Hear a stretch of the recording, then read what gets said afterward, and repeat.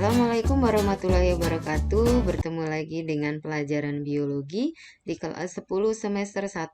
Kali ini Ibu akan menjelaskan mengenai keanekaragaman hayati atau biodiversitas. Nah, pada materi keanekaragaman hayati kali ini ya, yang akan dibahas yang pertama adalah pengertian keanekaragaman hayati, yang kedua adalah tingkat keanekaragaman hayati, yang ketiga adalah keanekaragaman hayati yang ada di Indonesia, yang keempat adalah keanekaragaman hayati yang ada di dunia, yang kelima adalah manfaat keanekaragaman hayati, yang keenam adalah dampak kegiatan manusia terhadap keanekaragaman hayati.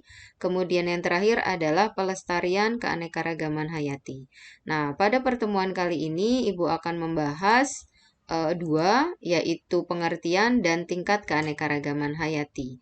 Nah, sekarang kita bahas yang pertama, yaitu pengertian keanekaragaman hayati. Ya, pengertiannya adalah berbagai macam atau variasi makhluk hidup yang terjadi karena adanya perbedaan warna, bentuk, ukuran, jumlah, habitat, dan lain-lain. Oke ya, itu adalah pengertiannya. Kemudian tingkat keanekaragaman hayati itu ada 3. Yang pertama adalah keanekaragaman hayati tingkat gen. Yang kedua adalah keanekaragaman hayati tingkat jenis. Yang ketiga adalah keanekaragaman hayati tingkat ekosistem. Oke, kita bahas yang pertama ya, keanekaragaman hayati tingkat gen, yaitu variasi yang terjadi dalam satu spesies makhluk hidup yang disebabkan karena adanya variasi gen. Nah, keanekaragaman tingkat gen itu disebut dengan varietas. Nah, contohnya misalkan variasi warna pada bunga mawar, atau contoh yang lainnya misalkan mangga. Nah, kalau kamu beli mangga, nah biasanya kamu beli mangga arum manis, ada mangga golek, ada mangga apel, ada mangga Indramayu. Nah, itu termasuk keanekaragaman hayati tingkat gen. Contoh yang lainnya misalkan satu jenis kucing. Dari satu jenis kucing kamu bisa menemukan berbagai ras atau varietas ya. Misalkan ada kucing Anggora, ada kucing lokal Indonesia, ada kucing Persia ya. Kemudian di manusia juga ada. Nah, manusia itu juga bisa dibedakan menjadi beberapa ras atau varietas. Nah, contohnya misalkan ras Cina ya. Kemudian ras Indonesia ya. Kemudian ras Kaukasoid itu misalkan kayak orang Eropa. Nah, seperti itu. Atau rasnya Negro. Nah, ini contohnya ya ras manusianya. Oke. Yang selanjutnya adalah keanekaragaman hayati tingkat jenis. Ya, pengertiannya adalah variasi yang ditemukan pada berbagai jenis makhluk hidup dalam satu genus atau familia. Ya, itu kalau kamu masih ingat ada tingkatan klasifikasi, ya.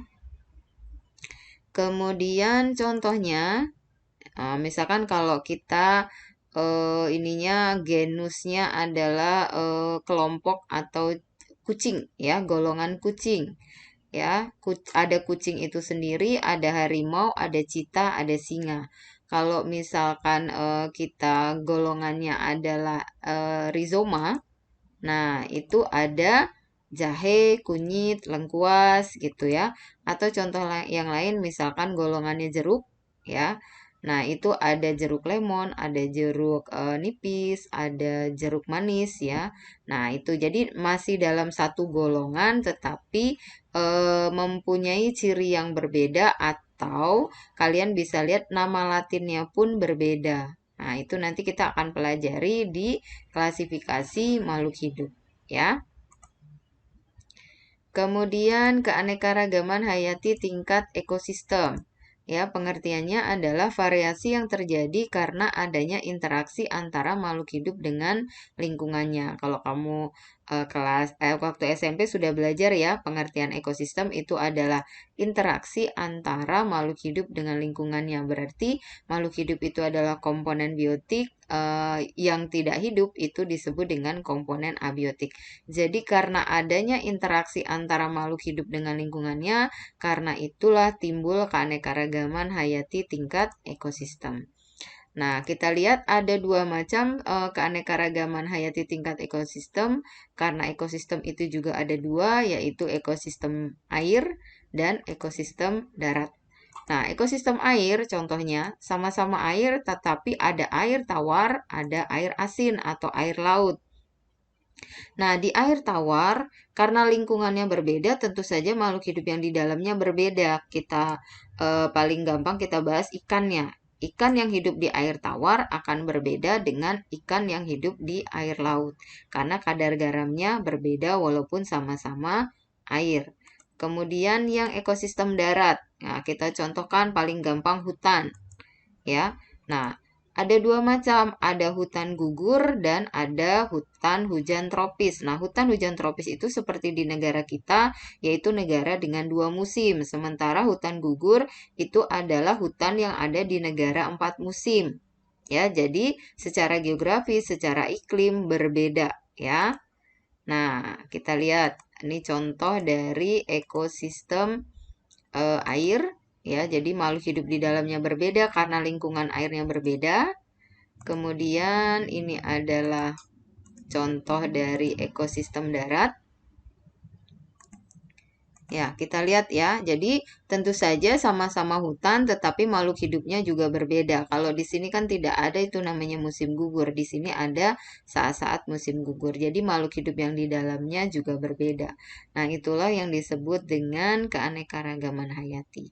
Nah, semoga kamu paham ya. Jadi, ada pengertian, ada tingkat keanekaragaman hayati. Kalau masih belum paham, silakan ditanyakan. Ya, bisa melalui WA Japri ke saya ya. Oke, materi kita sampai di sini. Terima kasih. Wassalamualaikum warahmatullahi wabarakatuh.